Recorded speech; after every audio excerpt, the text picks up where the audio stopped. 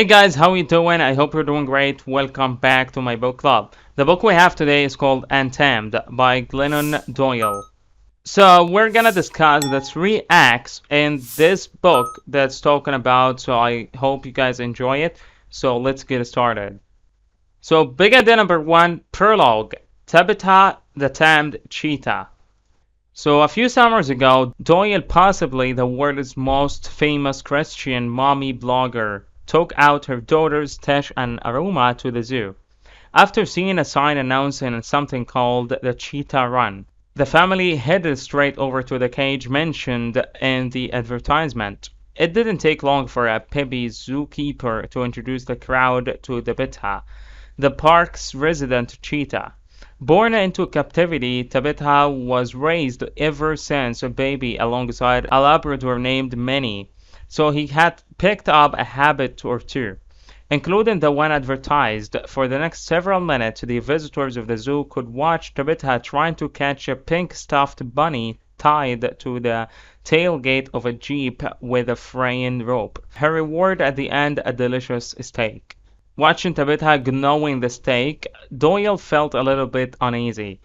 The Taman felt all too familiar to her. Day after day, this wild animal chases dirty pink bunnies down the well-worn, narrow path they cleared for her, she thought, never looking left or right, never catching that damn bunny, settling instead for a store-bought steak and the distracted approval of sweaty strangers. Obeying the zookeeper's every command, just like Minnie, the lab she's been trained to believe she is, unaware that if she remembered her wildness just for a moment, she could tear those zookeepers to shreds. During the Q&A session following the spectacle, a 9-year-old girl asked the zookeeper a touching question that seemed to echo Doyle's thoughts. Isn't Tabitha sad?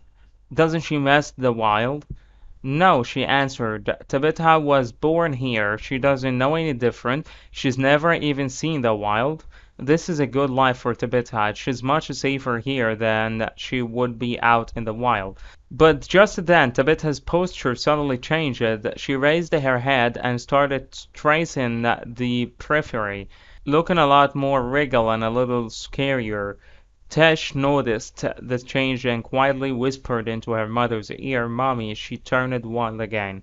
Act number one, caged in a deceptive fairy tale. The zookeeper wasn't wrong either. Doyle feels that if Tabitha could talk, she would probably say something along these lines.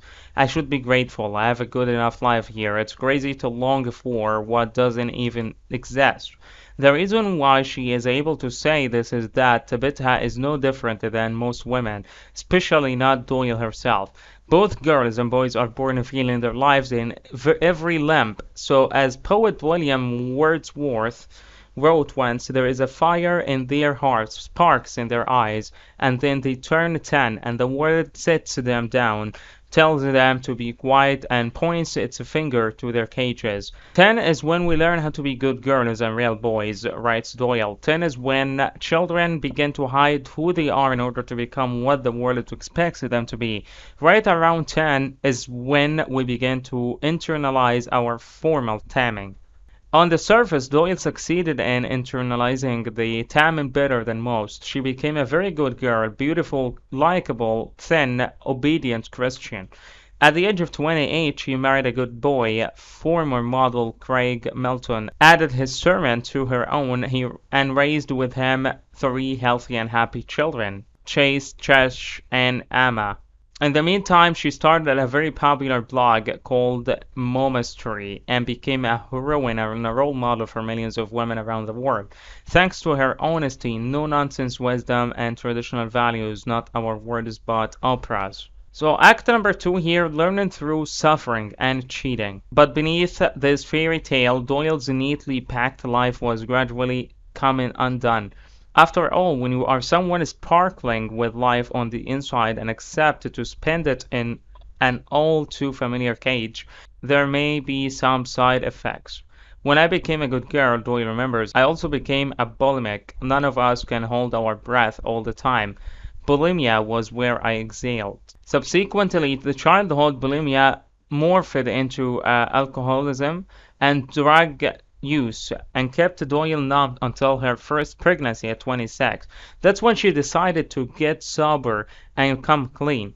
Essentially, this is what her first memoir was all about, winning against all odds with the help of a loving husband, a happy children, and a great church. The ink of the debut book hadn't dried yet when her husband Craig told her a sentence many women dread to hear.